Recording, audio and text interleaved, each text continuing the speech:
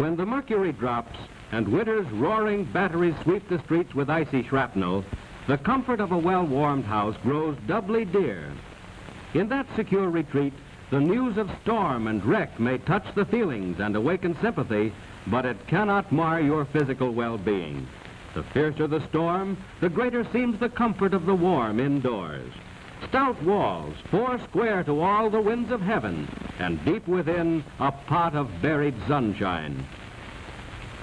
In a house thus heated by good anthracite, reports of widespread damage seem impersonal and remote. No other fuel can touch it in all-time dependability. No other has its intermediate heating point. Even when checked, your fire bed holds and gives off heat. An evenly heated house means privacy for all within it. Each can read or study by himself. It will not disturb this youngster's privacy to share his coal, the prime mover of civilization.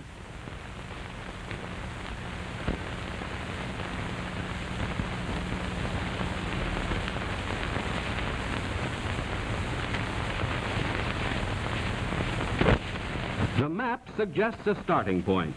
It shows us that although some coal deposits underlie 500,000 square miles of land within the United States, only 500 square miles of that is anthracite. Here, only in this narrow belt it lies, and in this belt are the holdings of the Philadelphia and Reading Coal and Iron Company, producers of famous Reading Anthracite. Coal is the nearest of kin to the diamond. Each is but carbon, diamonds 100%, coal from 90 to 96%. Formation of both began when volcanic eruptions filled the air with carbon dioxide. In such conditions, animal life could not exist, but plant life flourished. Tree ferns grew trunks 5 feet thick, and mosses 50 feet in length were not unknown. That was 250 million years ago. Yet we can trace the story through fossils that the miners find today. The supermoist air bred quick decay. Death followed life in swift succession. Thus, through the ages, were formed the layers of decaying vegetable matter that became the anthracite coal veins above today. The plant life of that age was mostly steaming jungle. Beneath the sun's fierce rays, trees grew with mushroom speed and toppled from a soil too soggy to support them. No human eye beheld them when they toppled. No human ear was startled by their crash. Their moldering trunks provided food for their successors, and they, in turn, lived their brief cycle through and passed away. So, through uncounted years, the layers grew. Leaf mold, sand and clay, each pressed down by all that lay above it, each shrinking beneath the weight it had to bear, till 14 layers had accumulated and slowly hardened into anthracite. Still locked within it is the heat, the buried sunshine of the misty past. As the mass of dead and dying plant life grew in thickness, its weight began to have its influence. Through the enormous pressure that it brought to bear, the coal veins were compacted and reduced in thickness. Convulsions and foldings of the Earth's unstable surface bent the veins, tilted them out of their original level, broke them in places, and left them at crazy angles. Then further movements thrust the broken ends apart. Good anthracite is hard, so hard that man was slow in learning it would burn. To Nico Allen, a Pennsylvania hunter, goes the credit of this discovery. One night in 1792, he built his fire against a black outcropping ledge upon a mountainside and lay down to sleep beside it. Hours later, he was awakened by the intense heat and found himself confronted by a mystery. The ledge itself was burning. The Philadelphia and Reading anthracite properties include this same valley and the hills about it, where Nico Allen hunted deer and bear and turkey. Sometimes a coal vein is so near the surface that mining it is easy. Steam or electric shovels do the work. The coal, though hard, yields to the great steel-armed jaws that bite into it with ease. This is called strip mining. But most anthracite is far more difficult to mine. Different, as this cross-section diagram makes clear. Let us enter with shaft house, where the cage is waiting to take this shift below. The men step in, and the long drop begins. Down, down, past the entrance to level after level, till we are twice as deep in the earth as the Woolworth building towers above it. Let's look back up the shaft for a moment. At the different levels, miles of track extend through tunnels, often cut in solid rock, to the rooms where the coal is mined. Our shift has reached its level, and we leave the cage. On this animated diagram, the arrow at the right is pointing to a level. As we ride along the tunnel on one of the little trains that haul the coal cars, air doors open to permit our passage and close behind us.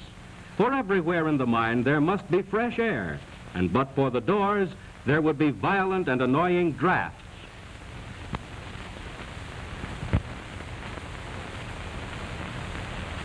Opening from the tunnels are rooms like that to which the arrow points. Here the miners work.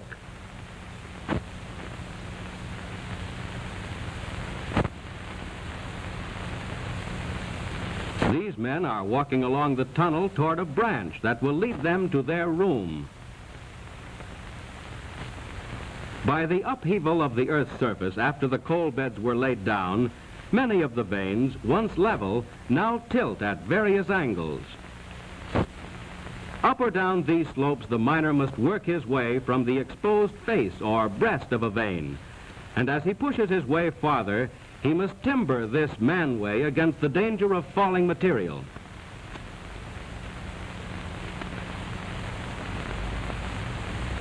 At the top of the manway or breast, he first makes a test for gas with his safety lamp. If gas is present, the flame in the lamp brightens. The manway must then be blocked off till air currents have cleared it. If the test shows no gas, the miner begins to cut out the coal with auger and pick. All the work here must be done by hand. As the coal falls before the assault of the auger and the miner's pick, it is pushed into a chute and so slides down to mine cars that take it to the bottom of the hoist.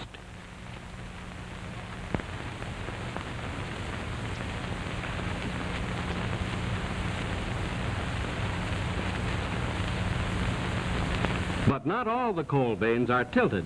Some, as this diagram shows, are level. Here the work is easier, for the ingenious electric undercutter takes the place of much of the hand labor. An endless chain, armed with strong steel teeth, cuts under the face of the coal deposit to a depth of about 6 feet.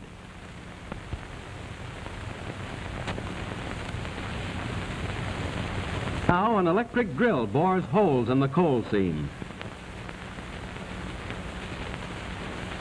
Into the holes goes a carefully measured quantity of a special safety explosive, calculated to produce a jarring concussion rather than a sharp explosion.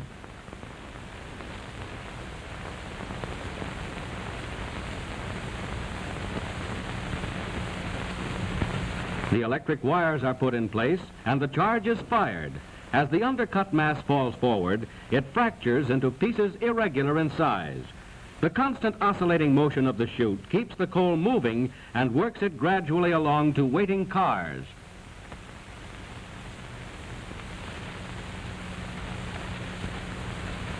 Mules were once the only means for hauling the cars. They still are used, but electric and compressed air locomotives are gradually bringing freedom to our faithful long-eared friends. Every care possible is taken to avoid cave-ins. Fortunately, few are serious, and most of them are soon repaired. The major precaution against them is heavy timbering.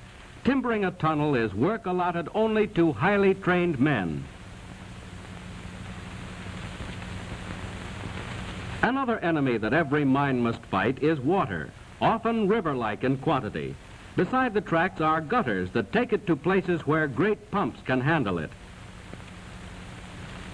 Enormous electric fans are constantly driving fresh, clean air into the farthest workings of the mine, forcing any bad air out. The electric mule, successor to the famed Missouri songbird, lives on currants instead of hay, sometimes balks but never kicks, and on the whole does more work than his four-footed predecessor.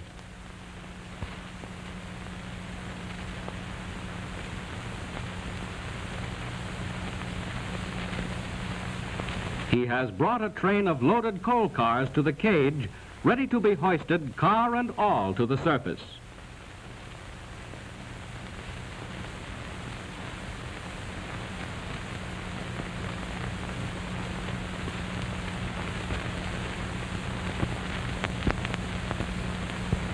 Here, the raw coal is dumped onto conveyor belts, where it gets the first rough cleaning. As the coal, still in large chunks, moves along, trained men pick out and throw aside the obvious impurities, such as pieces of slate and other useless matter. When it has had this preliminary cleaning, the coal drops into waiting cars for the trip to the central breaker.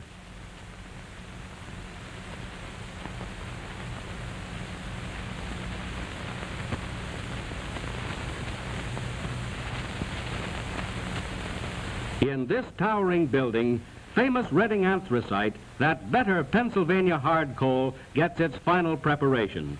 This is the largest anthracite breaker in the world, and its methods and equipment are as noteworthy as its size.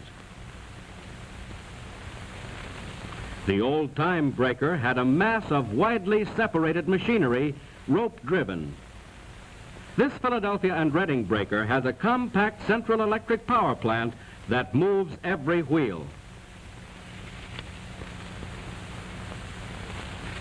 At the ground floor of this modern breaker, the cars are seized by giant clamps that turn them upside down and dump the coal on an endless conveyor belt that carries it at once to the very top of the building.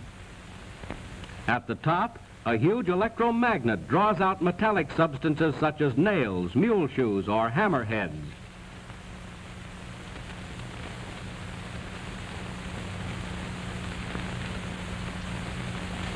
In former days, a line of breaker boys stood beside the moving belt and picked out the waste as the coal moved by. Science no longer